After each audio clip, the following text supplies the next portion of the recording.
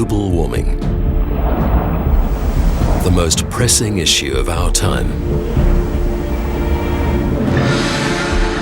The nations of the world stand together through the Paris Agreement to reduce greenhouse gas emissions and aim to limit the global temperature increase to no more than 2 degrees Celsius.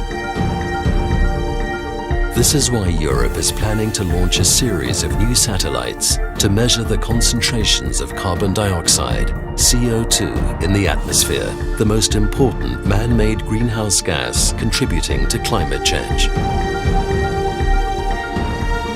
Countries, cities and industries are now taking action to reduce emissions, but it's difficult for them to judge whether their measures are successful. The new satellites will help them in doing that. They will produce images of the CO2 plumes of large sources, such as cities and power plants, images that can then be used to quantify emissions. CO2 concentrations are increasing globally due to human activity. CO2 from densely populated areas is then transported over long distances and can be detected hundreds of kilometers downwind, for example over the Atlantic Ocean. The satellites will fly in a sun-synchronous orbit, which means that they will always measure at the same time of day in the late morning. A single satellite can only cover a small part of the globe.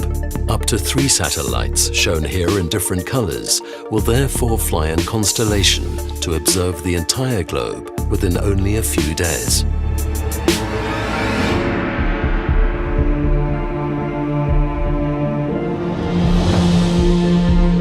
Let's monitor an area over Poland and Germany with its power plants and a large city like Berlin.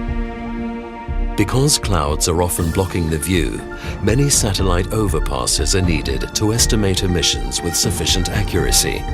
The satellites will measure with a very high resolution and can zoom into any region of the world. Every single pixel has the size of 2 by 2 kilometers. This is needed to create an image of the plumes from individual sources.